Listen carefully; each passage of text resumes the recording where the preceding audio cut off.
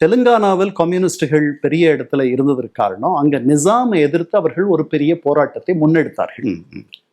அப்புறம் நான் அவர்களுக்கு மொழி உணர்வு போதுமான அளவு, அதாவது திராவிட முன்னேற்ற கழகம் ஊட்டிய அளவிற்கு அவர்களுக்கு மொழி உணர்வு என்பது அதில் அவர்களுக்கு அது பெரிய முக்கியத்துவம் இல்லை அப்படின்னு நான் சொன்ன போதும் கூட அதை கொஞ்சம் நான் மாத்திக்கணும். தெலுங்கானாவை பொறுத்த வரைக்கும் தெலுங்கர்களுக்கு என்று ஒரு தனி மாகாணம் இருக்க வேண்டும் என்று போராடியதில் முக்கிய பங்கு கம்யூனிஸ்டுகளுக்கு உண்டு. அதுக்கப்புறம் இந்த வர்க்கத்தை பத்தி சொன்னோம்.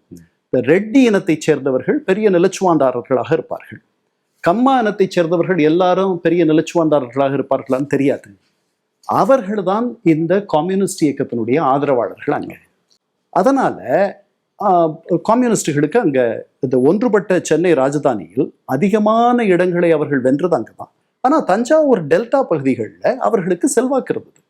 இன்னைக்கு வரைக்கும் கூட ஓரளவுக்கு ஒரு சின்ன அளவுக்கு செல்வாக்கு இருக்கு. ஆனால் ஒரு சாதாரண குடியானவனுக்கும் சேர்த்து குரல் கொடுக்கக்கூடிய இயக்கம் திராவிடர் கழகம் அல்லது திராவிட முன்னேற்ற கழகம் அப்படின்ட்டு, அதாவது நான் மாஸ்கோவுக்கு செல்லுவேன், மாலன்காவுக்கு சொல்லுவேன் அப்படின்லாம் வந்துட்டு பேசியிருக்கார் அண்ணா. ஜார்ஜி மாலன்காவ் வந்து அங்க பிரதமர் பதவி மாதிரி ஒரு பதவியில இருந்த ஒருவர் ரஷ்யாவில். அதை சொல்றாரு, நான் மாஸ்கோவுக்கு செல்வேன், அதை அடுக்குமொழியில பேசுறதுனால மாலன்காவுக்கு சொல்லுவேன் அப்படின்லாம் சொல்றாரு. நான் தான் முதல் கம்யூனிஸ்ட் அப்படின்றார். அதனால இவர்கள் அவர்களுடைய அடிப்படை சித்தாந்தத்தையே, அதாவது உங்களுடைய பொது உடைமை சித்தாந்தத்தை நாங்கள் ஏற்றுக்கொள்ளுகிறோம், அதில் திராவிட என்ற அடைமொழி இருக்க வேண்டும் என்று மட்டும் சொல்லுகிறோம் அப்படின்றார். அப்போ இதுல என்ன பிரச்சனை வந்துட போகுது?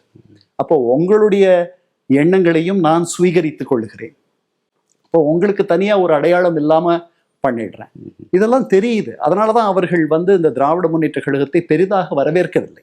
57 தேர்தலில் இந்த 15 பேர் வென்றார்கள்னு சொன்னீங்கல்ல, அதுல நாவலர் நெடுஞ்செழியன் தோத்து போயிட்டார். மற்றவர்கள் எல்லாம் வென்றார்கள். கலைஞர் கருணாநிதி குடித்தலையில் வெல்கிறார், சத்யவாணி முத்து ஜெயிக்கிறாங்க, நான் நினைக்கிறேன் NV நடராசன் ஜெயிக்கிறார், இந்த மாதிரி பாவு சண்முகம், இந்த மாதிரி முக்கியமான பலர் வென்று வருகிறார்கள். அந்த 15 பேரில் அடுத்த தேர்தலில் ஒரே ஒருவர் மட்டும்தான் வெல்கிறார். மீதி 14 பேர் தோற்று போகிறார்கள். இந்த ஒருவர் கலைஞர் கருணாநிதி, அது நம்ம எல்லாருக்கும் தெரியும்.